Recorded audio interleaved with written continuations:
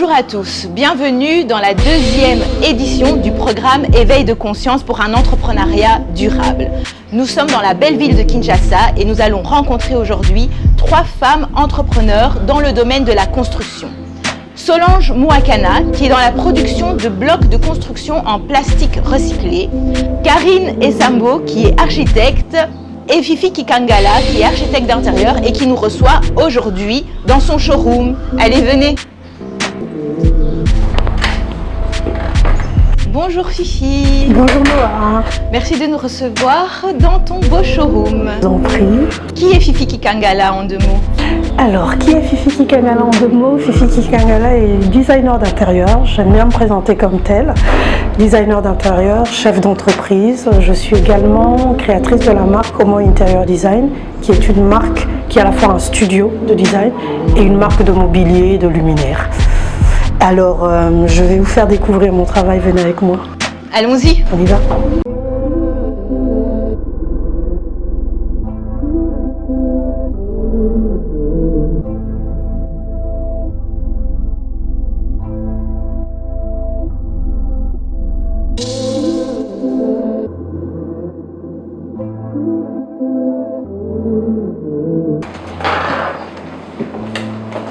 Voilà. Cette porte est très originale. Elle fait partie d'une de vos productions? Exactement. En fait, ça fait partie d'une de mes productions. Je travaille beaucoup ce qu'on appelle la résine d'acrylique. Donc je fais couler, je vais vous montrer certaines choses que je fais aussi en résine d'acrylique. C'est une porte qui a des incrustations de pépites d'or, qui est éclairée.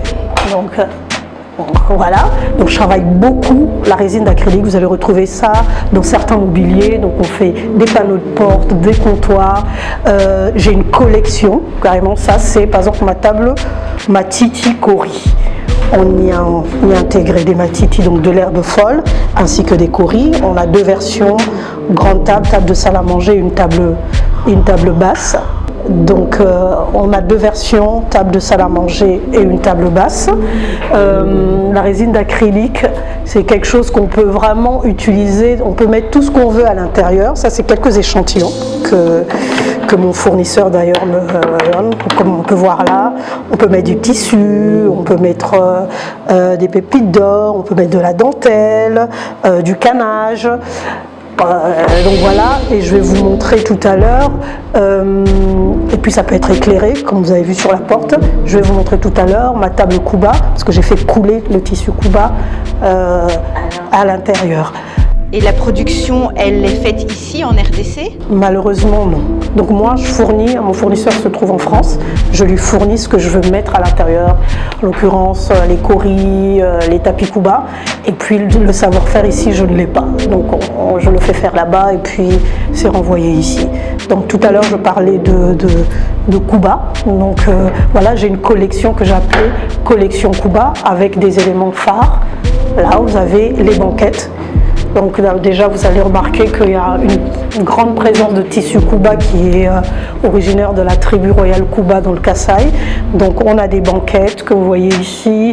Voilà, la démarche toujours, moi ce que j'essaye de faire c'est toujours mixer les genres, les civilisations, les origines, parce que moi je dis toujours que mon travail me ressemble. C'est-à-dire que je suis quelqu'un d'ici et d'ailleurs, j'ai vécu une partie de ma vie ailleurs. Et donc il y a cette influence-là et mes créations racontent ça au fait.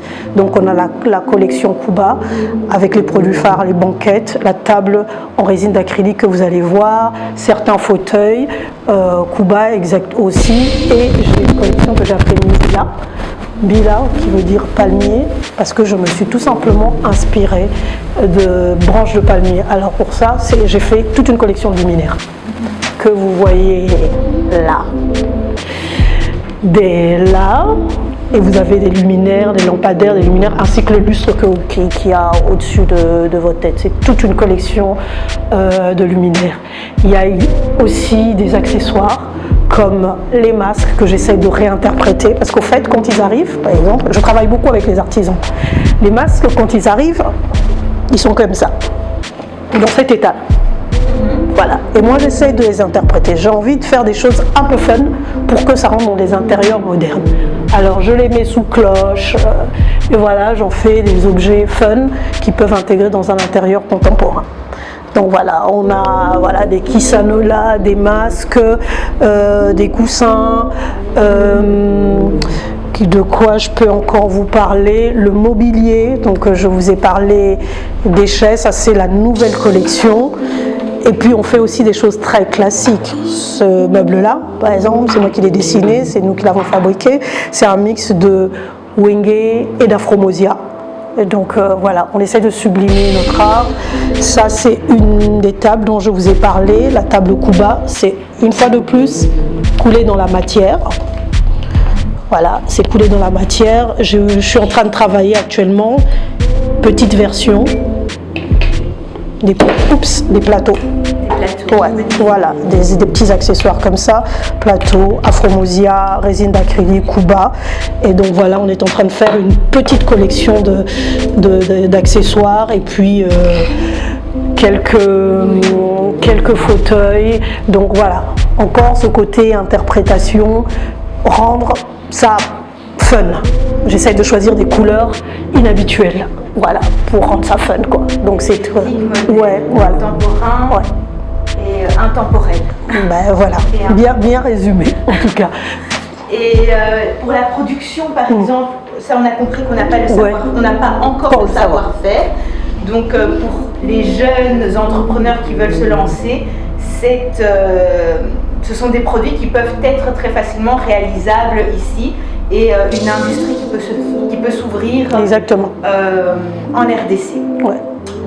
Et pour la partie meubles et articles de décoration, est-ce que vous travaillez comment? On a un atelier professionnel, donc on fabrique nos meubles là-bas. Au début, pour tout ce qui est banquettes, au début j'avais commencé par les faire fabriquer en Belgique, parce qu'au début j'avais pas les grosses machines. Ça fait qu'une année que j'ai les machines. Les banquettes, je les ai lancées à 3 ans. J'avais pas la finition que je voulais. Donc moi j'ai l'ambition de vendre à l'étranger, à l'international, de développer ma marque à l'international. Et l'international, il y a des normes qui sont vraiment... Donc voilà, j'ai fait une tentative ici.